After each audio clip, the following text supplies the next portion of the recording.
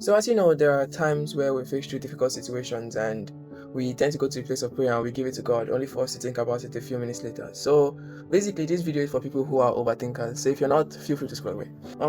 So before we dive in, I would like to play this video of me doing blender work so that because I'm sure you're going to get bored of staring at my face. So just to keep you in the thing, hopefully. So hey, I'm Cubas, a 3D artist who someday wants to sell houses, that's real estate, yeah, and grow a very big global brand. So first of all, I would like to say that overthinking is something that happens to almost everybody. It's not just some people, but some people have the ability to control it more than others. So I just want to give this story, right?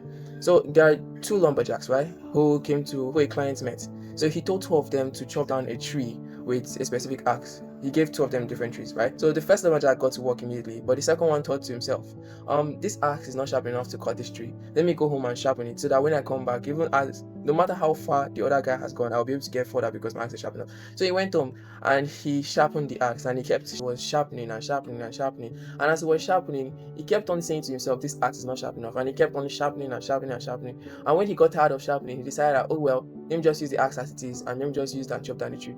He now went there. As he got to decide where he was supposed to chop down the tree, he realized he was in great shock because he realized that both trees had already been cut down. Why? He didn't know. So he went to the other lumberjack and he asked him what happened to his own tree. And the lumberjack told him that the client came and saw that he had finished his work 3 hours ago and the client told him to cut down his own tree. And the man went into very great despair and he was crying and he was crying. And he said something that stuck with me. He said, if I had known, I would have started with what I had instead of trying to get perfect. So basically, what's this thing trying to tell you? Overthinking is something that can cause anxiety and depression and thereby leading us to lock up, not to do the work we're meant to do. I'm not saying that thinking is bad though. I'm just saying that if you tend to stay too long thinking on situations that you cannot control, that's when it becomes overthinking. And my solution to that kind of thing, whenever it happens to me, is that I go to the place of prayer and I drop it with God. And not just dropping it with God, but acting it out too. It's also faith, knowing fully well that everything will work out. And you know, there's this saying from Steve Jobs, you cannot connect the dots while moving forward, you can only connect them backwards.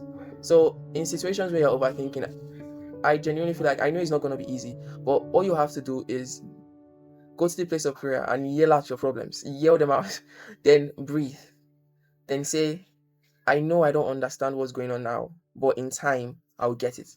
As long as you walk towards those situations, focus on the ones you can control and leave the ones you can't. Let God handle those ones. And remember, overthinking can be a superpower to those who can control it, and it can be a menace to those who can't. So use it wisely. Yeah, that's that.